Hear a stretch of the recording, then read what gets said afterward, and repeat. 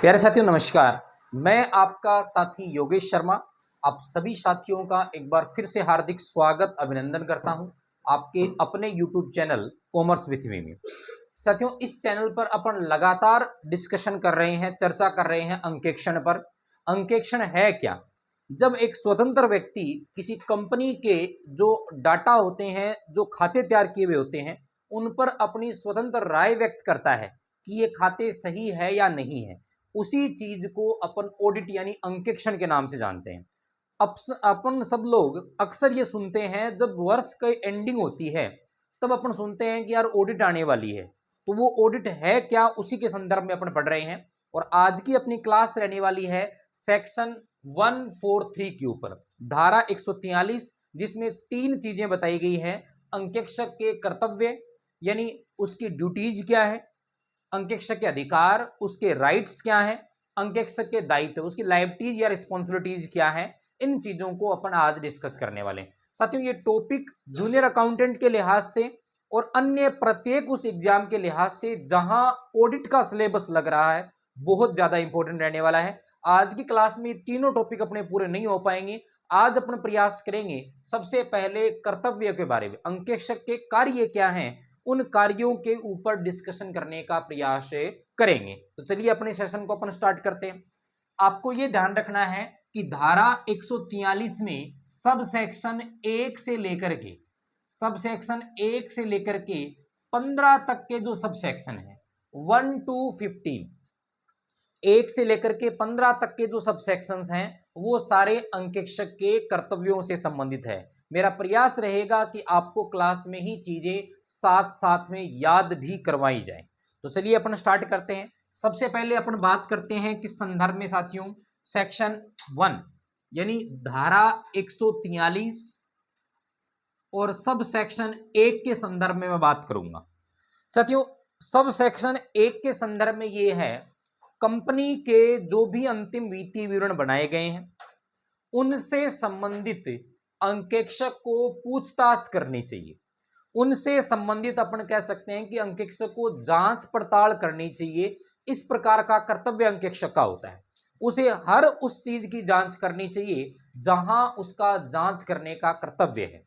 जैसे मैं एक छोटा सा उदाहरण आपको देता हूं।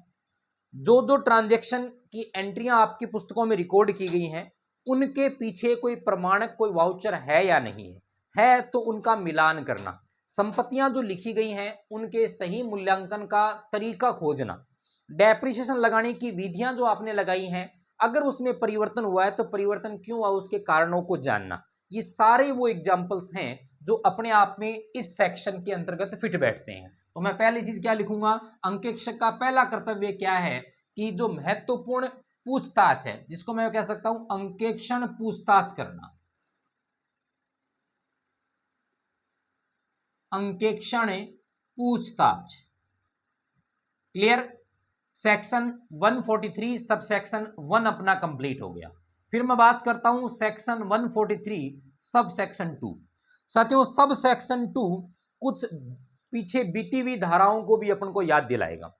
सेक्शन 143 सब सेक्शन 2 क्या बताता है, अंकेक्षक का ये कर्तव्य है कि वो अंकेक्षण प्रतिवेदन पर हस्ताक्षर करे और अंकेक्षण रिपोर्ट को किन्हें प्रस्तुत करे, कंपनी के सदस्यों को सुपर्द करे, कंपनी के अंशधारियों को उपलब्ध करवाए। जी हाँ, मैं बात कर रहा हूं, अब आपके दिमाग में थोड़ी सी ये चीज आई भी होगी कि अपन ने सबसे पहले डिस्कशन किया था अंकेक्षक की योग्यता के ऊपर।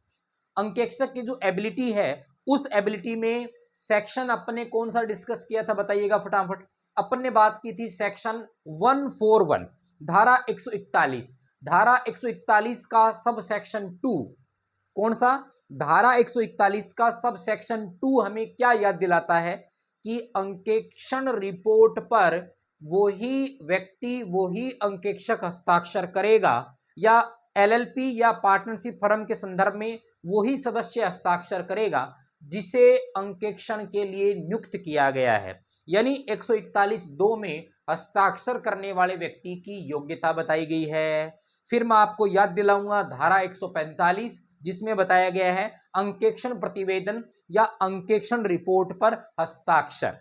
तो ये दोनों चीजें इसी से मिली जुली हुई है। तो सेक्शन 143 सब सेक्शन 2 में क्या बताया गया, मेरे साथ बताइएगा। अंकेक्षक के दो कर्तव्य बताए गए हैं। पहला, अंकेक्षण रिपोर्ट पर हस्ताक्षर करना। दूसरा, इस रिपोर्ट को किन लोगों को प्रस्तुत करना, कंपनी के सदस्यों के समक्ष प्रस्तुत करना। तो मैं लिख देता हूं, एक तो अंकेक्षण प्रतिवेदन, अंकेक्षण प्रतिवेदन पर क्या करना साथियों, हस्ताक्षर। और दूसरी बात, इसे किन्हें प्रस्तुत करना, कंपनी के सदस्यों को रिपोर्ट क्या करना, प्रस्तुत करना। ये दो रिस्पॉन्सिबिलिटी बताई गई है, ये दो कर्तव्य बताए गए हैं सेक्शन 143 सब सेक्शन 2 में। फिर अपन बात करते हैं 143 सब सेक्शन 3 के संदर्भ में। 143 सब सेक्शन 3 क्या कहता है साथियों, ऑडिट रिपोर्ट जो दी जाती है, उस ऑडिट रिपोर्ट में जो चीजें बताई गई हैं, जो तत्व बताए गए हैं, उनका बखान करना। यानी आप ये कह सकते हो कि ऑडिट रिपोर्ट एक विस्तृत रिपोर्ट है, उसमें कौन कौन से पॉइंट्स जो हैं, उन सारे पॉइंट्स को बताना, उनको प्रस्तुत करना, वो ही कहां बताया गया है, सेक्शन 143(3) में बताया गया है कि ये अंकेक्षक का दायित्व बनता है कि ऑडिट रिपोर्ट में शामिल होने वाले जो तत्व हैं, उन तत्वों को वो स्पष्ट करे। तो क्या है, प्रतिवेदन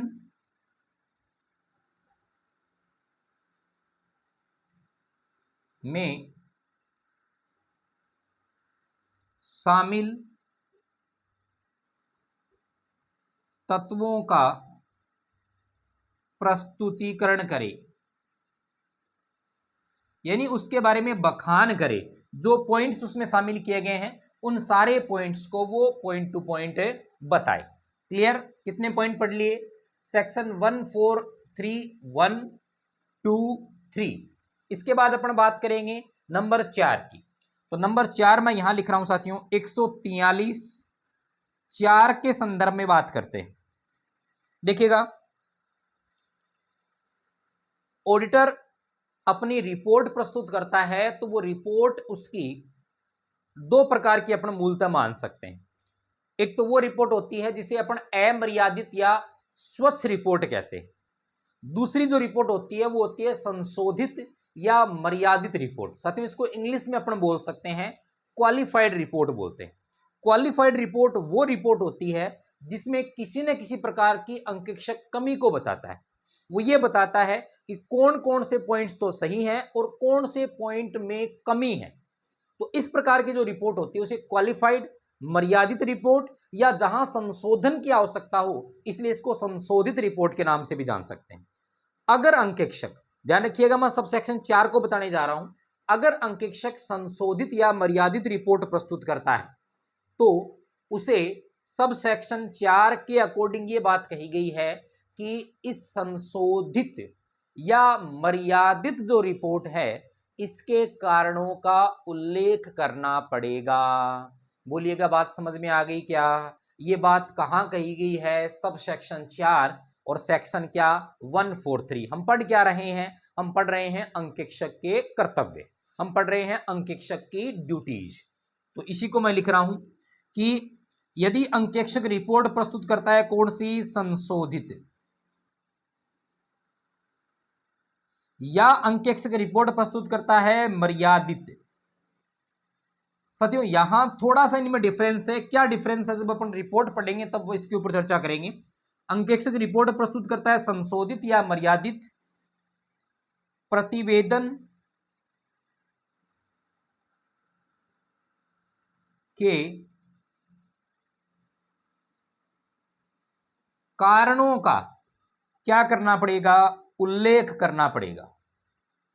कारणों का क्या करना पड़ेगा, उल्लेख करना पड़ेगा। यह बात कही गई है सब सेक्शन 4 में।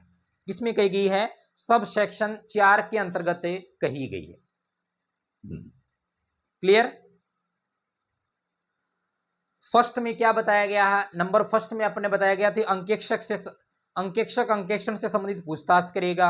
सेकंड में क्या बताया गया है, अंकेक्षण प्रतिवेदन पर हस्ताक्षर और उसे सुपुर्द करना।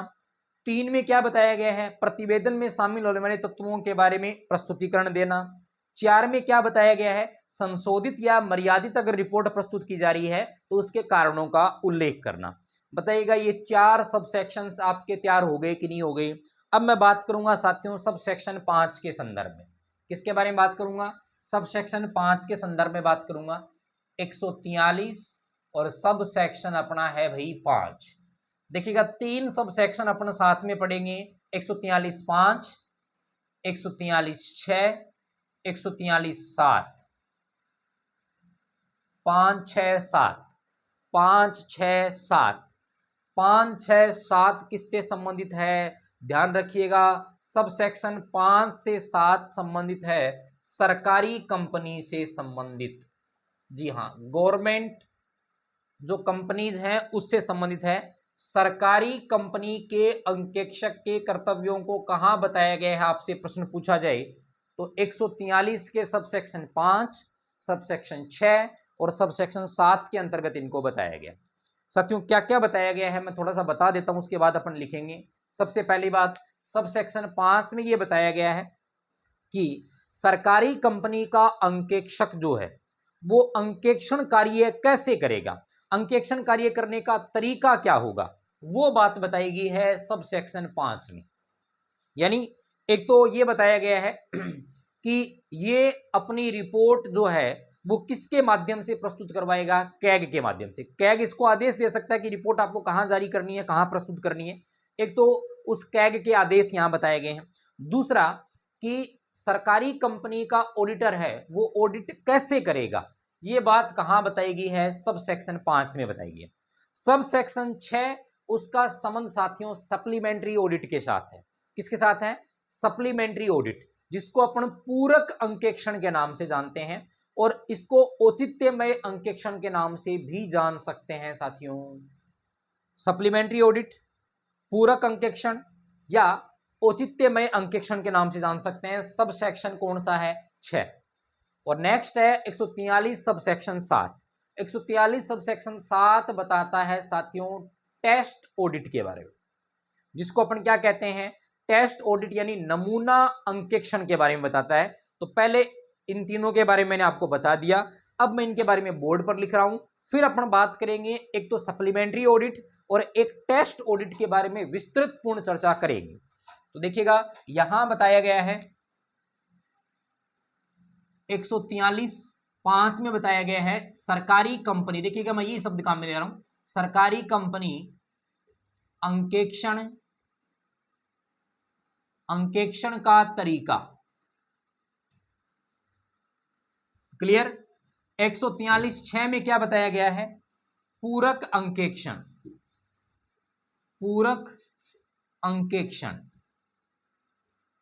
सप्लीमेंट्री जिसको अपन ऑडिट बोलते हैं या औचित्यमय अंकेक्षण जिसको अपन कहते हैं, क्या कहते हैं, औचित्यमय अंकेक्षण। औचित्यमय अंकेक्षण के नाम से जानते हैं। 143(7) क्या है, नमूना ऑडिट या नमूना अंकेक्षण, जिसको टेस्ट ऑडिट भी कहते हैं। साथियों समझिएगा 143(6) में पूरक अंकेक्षण दे रखी है। पूरक अंकेक्षण का मतलब क्या होता है, एक बार ऑडिट संपन्न हो जाए, उस ऑडिट संपन्न होने के अपन कह सकते हैं 60 दिन के भीतर जो अंकेक्षक है, कौन, अब सरकारी कंपनी के संदर्भ की बात करें तो मेन दायित्व किसका होता है, कैग का होता है। कैग उस ऑडिट की वापस ऑडिट करवा सकता है, यानी एक बार जो ऑडिट कंप्लीट हो गई उसकी री ऑडिट जो करवाना है उसे ही अपन कहते हैं पूरक अंकेक्षण। क्लियर। नमूना ऑडिट क्या है साथियों, टेस्ट ऑडिट का मतलब ये हो गया आप पूरे विभाग के खातों का ऑडिट नहीं करते हो, आप उनमें से कुछ गिनी चुनी हुई मदों का ही ऑडिट करते हो। सैंपलिंग सिस्टम अपन यहां काम में लेते हैं। कौन सिस्टम काम में लेते हैं, सैंपलिंग सिस्टम। जो एक तरीके से स्टैटिस्टिक्स का शब्द है, जिसमें अपन क्या करते हैं, पूरे के पूरे खातों की जांच नहीं करके कुछ एक मदों का ही विश्लेषण करते हैं, कुछ एक मदों की ही जांच करते हैं। तो ये मेरे ख्याल से तीनों सब सेक्शंस आपको बहुत अच्छे तरीके से क्लियर हो चुके होंगे। इन तीनों सब सेक्शंस का संबंध है वो किसके साथ है, मुझे बताइएगा। कंपनी जो गवर्नमेंट कंपनी है उसकी ऑडिट के साथ है। तो यूं बातों ही बातों में अपने सब सेक्शन 7 कंप्लीट कर लिए हैं। अब अपने सब सेक्शंस में बात करूंगा 8, 9, 10, 11 और 12 की। इनको अपन एक साथ कंटिन्यू पढ़ेंगे। तो देखिएगा, नेक्स्ट सब सेक्शंस हैं उनकी मैं बात कर रहा हूं। तो यहां से मैं बोर्ड अब साफ कर रहा हूं।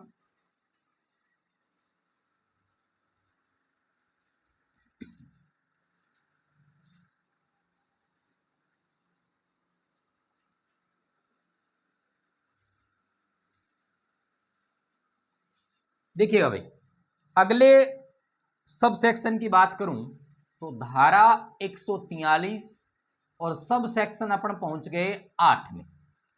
साथियों, सब सेक्शन 8 में क्या कहता है, शाखा जो ऑडिटर है, ब्रांच ऑडिटर जिसको अपन बोलते हैं, मान लीजिएगा कोई कंपनी है, उसकी कई सारी ब्रांचेज हैं, तो एक ऑडिटर है वो सारी की सारी कंपनी के अलग अलग ब्रांचों का ऑडिट नहीं कर पाता, वो अपने नीचे कोई ब्रांच के लिए ऑडिटर अपॉइंट कर देता है। उस ऑडिटर का कर्तव्य बताया गया, क्या कर्तव्य बताया गया है कि जो ब्रांच ऑडिटर है वो अपनी रिपोर्ट किसे प्रस्तुत करेगा, ब्रांच ऑडिटर अपनी रिपोर्ट प्रस्तुत करेगा मुख्य ऑडिटर को, यानी मुख्य जो अंकेक्षक है उसे प्रस्तुत करेगा। यह बात कहां कही गई है, धारा 143 और उपधारा 8 में बताई गई। तो क्या बताया गया है कि शाखा अंकेक्षक का कर्तव्य बताया गया है, शाखा अंकेक्षक अपनी रिपोर्ट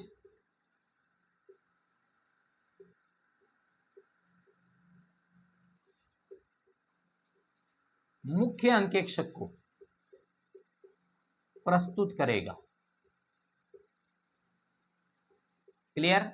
क्या बताया गया है, सिंपल भाषा में अपन बात करें, 8 का संबंध अपन देखते हैं तो किस हिसाब से बन रहा है। देखिएगा, 8 का संबंध आप ले सकते हो कि आप यूं याद कर सकते हो कि किसी कंपनी की 8 शाखाएं हैं, तो वहां से अपन याद कर सकते हैं कि ऑडिट शाखा जो ब्रांच ऑडिटर है उसका, उसके लाइबिलिटीज को, उसके रिस्पॉन्सिबिलिटीज को बताया गया है, उसकी ड्यूटीज को बताया गया है। ये अपन को ध्यान में रखना है। क्लियर? उसके बाद में नेक्स्ट सेक्शन की मैं बात करता हूं, 108 के बाद 143 9 के संदर्भ में बात करते हैं। साथियों, 143 9 क्या बताया गया है कि अंकेक्षण का जो कार्य किया जाता है वो किसके अनुसार किया जाना चाहिए, अंकेक्षण मानकों के अनुसार किया जाना चाहिए। अंकेक्षण का जो कार्य है वो किसके अकॉर्डिंग किया जाना चाहिए, अंकेक्षण मानकों के अनुसार किया जाना चाहिए। यह बात बताई गई है धारा 143 9 में कि अंकेक्षण कार्य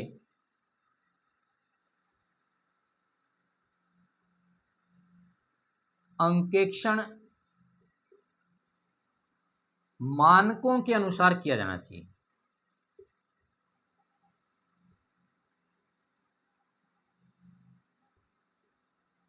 अंकेक्षण मानक जिसको अपन क्या बोल सकते हैं, standard on account auditing, SA के नाम से जानते हैं, SA के नाम से जानते हैं। साथियों, SA स्टैंडर्ड ऑन अकाउंटिंग का जो कॉन्सेप्ट है, एक तो हमें ये ध्यान में रखना है क्योंकि नेक्स्ट जो सेक्शन में आपके साथ डिस्कस करने वाला हूं वो इसी से रिलेटेड है कि SA स्टैंडर्ड ऑन ऑडिटिंग जो है वो कौन जारी करता है, उसको प्रोसेस में लाने का तरीका क्या होता है। तो ध्यान से सुनिएगा, इसको जारी करने का मूल जो कार्य है वो AASB का है। किसका है? AASB, auditing and assurance standard board. क्या बोला मैंने? Auditing and assurance standard board. साथियों, ये किसके अधीन काम करता है या किसकी शाखा है? ये ICAI की, ICAI, institute of chartered accountant of जो इंडिया है उसके द्वारा AASB को हरी झंडी दिखाई जाती है कि आप क्या तैयार करो, स्टैंडर्ड ऑन ऑडिटिंग तैयार करो। क्या इतना करने से ही ये काम हो जाता है? क्या बिल्कुल नहीं होता। ASB के द्वारा जो ऑडिटिंग स्टैंडर्ड तैयार किए जाते हैं इसको ये ट्रांसफर करता है NFRA को। NFRA ये क्या है? नेशनल फाइनेंस रिस्पॉन्सिबिलिटी, ये क्या होगी? अथॉरिटी होगी। इसको अपन क्या बोल सकते हैं? नेशनल फाइनेंस रिस्पॉन्सिबिलिटी अथॉरिटी होगी। ये इसकी ड्राफ्टिंग सेट करती है और उसके बाद में इसके ऊपर फाइनल जो मोहर लगाने का काम है वो कौन करती है? सेंट्रल गवर्नमेंट करती है। कौन करती है? सेंट्रल गवर्नमेंट करती है। तो स्टैंडर्ड ऑन ऑडिटिंग जो है उसको इश्यू करने का, उसको जारी करने का जो प्रोसीजर है वो साथियों कहां बताया गया है, वो चीज मैंने अपन देखिएगा बातों में अगले सब सेक्शन को भी डिस्कस कर लिया। अगला सब सेक्शन हमें क्या बताया गया है जिसकी मैं बात कर रहा हूं? 143.10। 143.10 ये बताया गया है कि भारत में अंकेक्षण मानक जारी करने की प्रक्रिया क्या है। क्या बताया गया है? भारत में अंकेक्षण जो मानक है वो जारी करने की प्रक्रिया क्या है?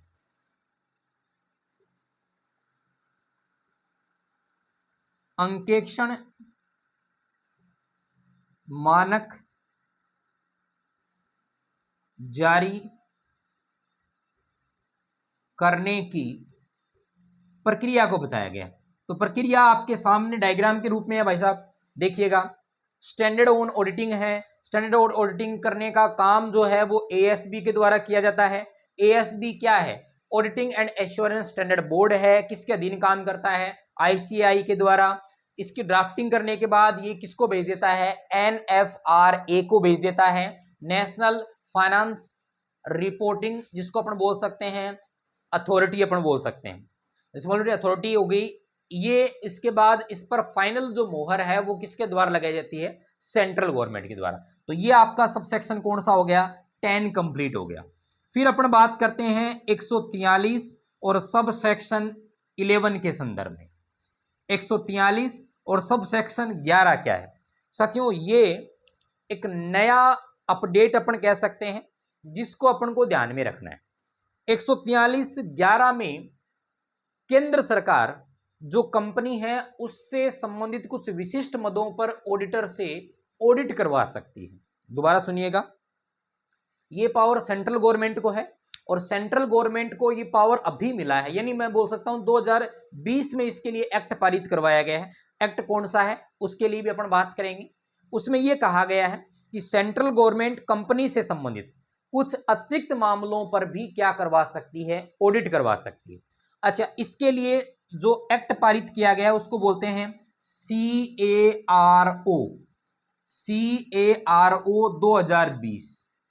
क्या कहा गया है? CARO 2020, जिसे अपन बोलते हैं कंपनी ऑडिट रिपोर्ट ऑर्डर। किस नाम से जानेंगे अपन? इसकी फुल फॉर्म में लिख देता हूं, कंपनी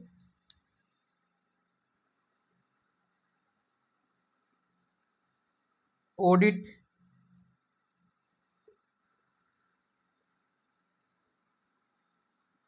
रिपोर्ट ऑर्डर 2020। साथियों ये कब पारित किया गया आपको ध्यान में रखना है? 25 फरवरी 2020 को इस ऑर्डर को, इस विशेष प्रस्ताव को सेंट्रल गवर्नमेंट के द्वारा पारित करवाया गया कि कुछ विशिष्ट मदों पर केंद्र सरकार के आदेश पर कंपनी की कुछ अतिरिक्त मदों के ऊपर भी ऑडिट करवाई जा सकती है। सब सेक्शन अपन ने कितना कवर कर लिया? 143(11) कवर कर लिया। साथियों यूं ही चलते गए, कारवां बनता गया। अपन ने स्टार्ट किया था कौन से सब सेक्शन से? 1 से, और अपन पहुंच गए 11 तक। 1 से 11 तक के सब सेक्शंस मेरे साथ फटाफट आप रिपीट कीजिएगा। सब सेक्शन 1 क्या था? अंकेक्षण संबंधी पूछताछ। सब सेक्शन 2 क्या थी? अंकेक्षण रिपोर्ट पर हस्ताक्षर और उसे सदस्यों को सुपर्द करना। अंक ऑडिट रिपोर्ट 3 के संदर्भ में मैं बात करूं तो 3 में अपन ने बात की थी कि अंकेक्षण रिपोर्ट में शामिल होने वाले जो तत्व हैं वो कौन कौन से हैं। इसके बाद अपन बात करें 4 के बारे में। 4 के बारे में 5, 6, 7 मैंने आपको बताई थी सरकारी कंपनी के संदर्भ में। 4 में मर्यादित रिपोर्ट के बारे में बताया गया, संशोधित या मर्यादित रिपोर्ट होने पर उसके कारणों का उल्लेख किया जाएगा। 5 में सरकारी कंपनी के ऑडिट का तरीका। 6 में आपके लिए औचित्यपूर्ण अंकेक्षण जिसको मैं बोल सकता हूं या सप्लीमेंट्री ऑडिट बोल सकता हूं। 7 में टेस्ट ऑडिट दे रखा है। 8 के संदर्भ में अपन बात करें तो शाखा अंकेक्षक का कर्तव्य। 9 में बात करें तो अंकेक्षण कार्य किसके अनुसार किए जाने चाहिए, SA के अकॉर्डिंग किया जाना चाहिए। 10 में SA जारी करने का प्रोसीजर। 11 में क्या दे रखा है, CARO 2020, CARO 2020, CARO 2020 दे रखा है, जिसको कब जारी किया गया, 25 फरवरी 2020 को जारी किया गया। 11 तक कंप्लीट करने के बाद अब अपने पास बचे हैं 12, 13, 14 और 15। साथियों 12 number most and most important है। 12 नंबर क्या है, सब सेक्शन 12 ये बताता है, इसके संदर्भ में सब सेक्शन 12 किस परिप्रेक्ष्य में अपन को बताता है कि कपट के संदर्भ में। मान लीजिएगा कोई व्यक्ति कहीं ऑडिट करने के लिए गया और उस कंपनी में उसे गबन का, कपट का पता चल गया। अब कपट क्या होता है, जानबूझकर के कोई पैसों की, कोई खातों की हेराफेरी की गई हो, उसे अपन कपट के नाम से जानते हैं। कपट का पता ऑडिटर को चल गया। अब आगे ऑडिटर का क्या कर्तव्य बनता है। मान लीजिएगा किसी कंपनी में ऑडिट करने के लिए ए गया और ए को यह पता चल गया, देखिएगा यहां केस क्या बनते हैं, ए को पता चल गया कि कंपनी में बहुत बड़ा फ्रॉड हुआ है। अब मैं इस एग्जांपल से आपको खेल खेल में चीज सिखा दूंगा, उसके बाद हम इस सेक्शन की चर्चा करेंगे। ए किसी कंपनी में ऑडिट करने के लिए गया और उसे यह पता चल गया कि कंपनी में कपट है, भाई साहब फ्रॉड है। अब फ्रॉड की पहले तो वैल्यूएशन अपना आंकेंगे। फ्रॉड की वैल्यूएशन हमें यह देखनी पड़ेगी कि फ्रॉड हुआ है वो 1 करोड़ रुपए से कम का हुआ है। 1 करोड़ से किसका है मुझे बताइएगा, कम का है। और दूसरा केस क्या बनता है, 1 करोड़ से, 1 करोड़ से किसका है मुझे बताइएगा, ज्यादा का है। बताइएगा कितने केस बन गए अपने पास, 2 केस बन गए। एक तो फ्रॉड जो हुआ है वो 1 करोड़ से कम का हुआ है और एक केस क्या है, 1 करोड़ से ज्यादा का है। तो ऐसी कंडीशन में जो ए व्यक्ति का ऑडिटर है उसकी रिस्पॉन्सिबिलिटी क्या बनेगी, उसका कर्तव्य क्या बनेगा, उस चीज को हमें बताया गया है सब सेक्शन 12 में। कहां बताया गया है, सब सेक्शन 12 में। तो साथियों सब सेक्शन 12 को हमें पढ़ने के साथ साथ हमें एक चीज को और पढ़ना पड़ेगा। वो चीज क्या है उसको मैं लिख रहा हूं, ध्यान से देखिएगा।